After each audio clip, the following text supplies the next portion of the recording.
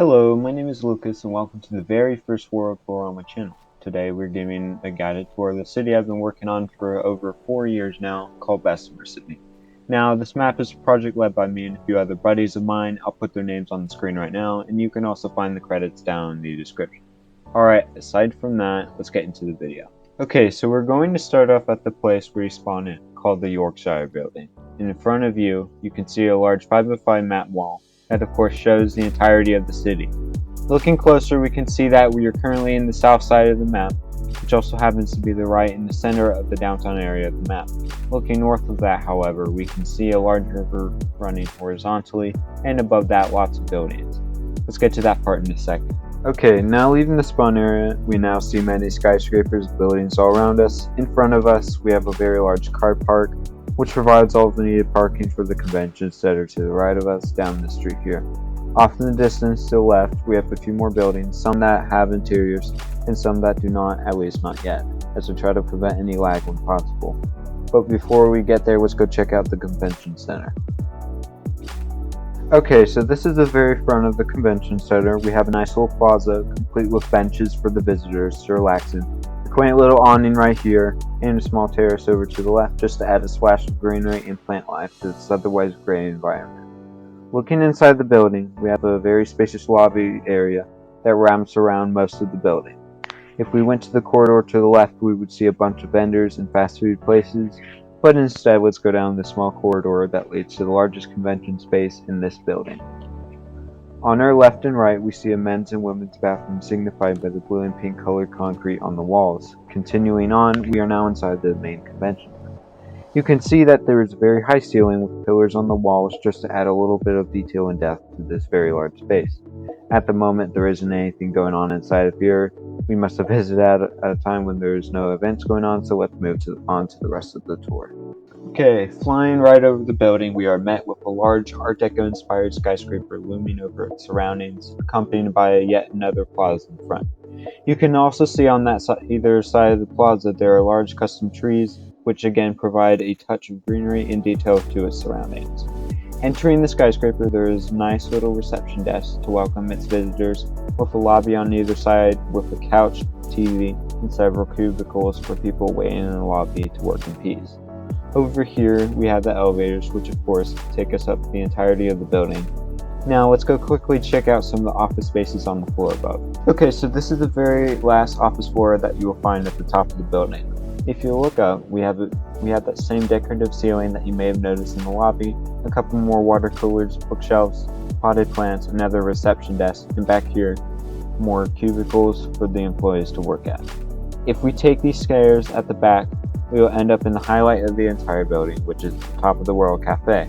This cafe is pretty small, seeing that we are at the very top of the building, but that doesn't mean that it is nice. As you can see, we have lots of dining tables and chairs for the visitors to relax in and have a cup of coffee with their friends or co-workers.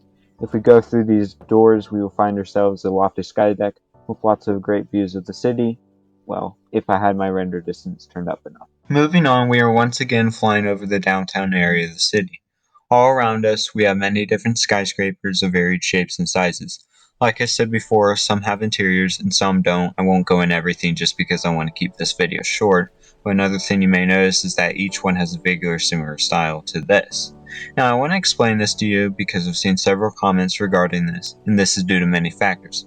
Firstly, it's because I have built every single one of these buildings myself, excluding a few of which I borrowed a design or two from, but this distinct style has to do with the setting of the city itself. You see, Bessemer City is a fictional city set in the Midwest of the United States. If you have ever seen any pictures of real-life cities from that region of the country, you will see that most of the prominent buildings are similar in style to what I've built myself.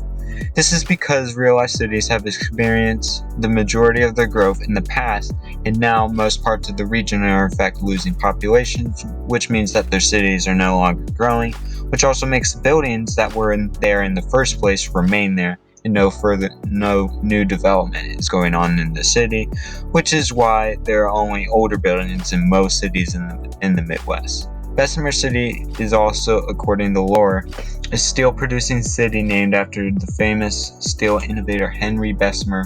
So my city is therefore named after him. I probably got on a tangent, and I apologize for that. I want you to know a piece of history about my city now correlates to the real world. Moving on from the downtown portion of the city, let's now go north. Below us, we have a large river running parallel to the city. To our left, we have a large highway bridge that connects the downtown area to the rest of the map. This design is directly inspired from a real-life bridge in South Carolina in the United States. I'll flash an image of it on the screen right now.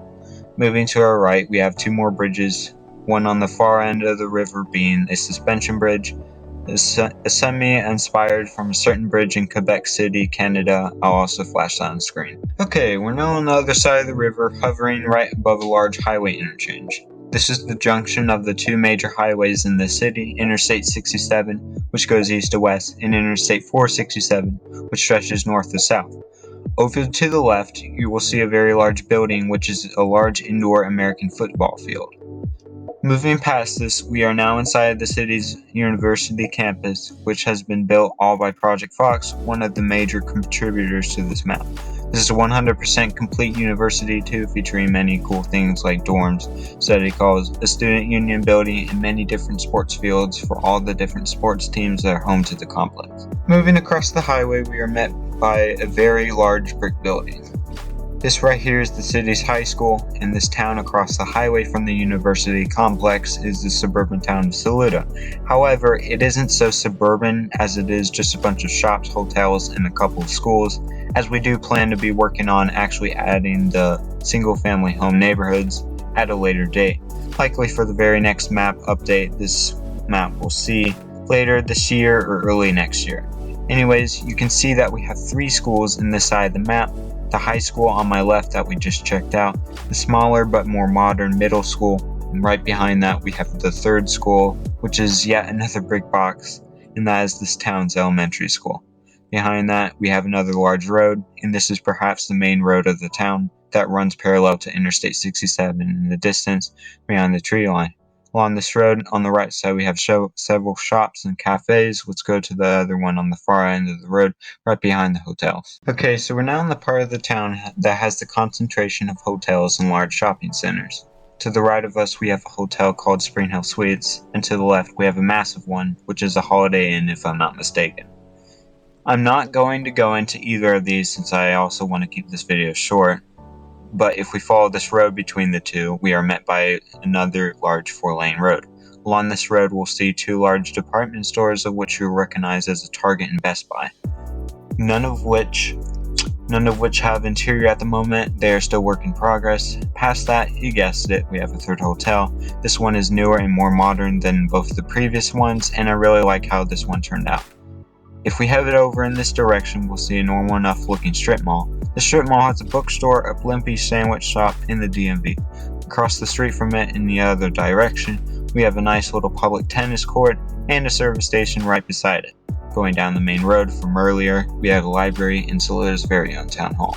Anyways, that's going to do it for this video. Be sure to like it if you liked it, share if you really liked it, and be sure to subscribe before you go. And that's it. Thanks for watching.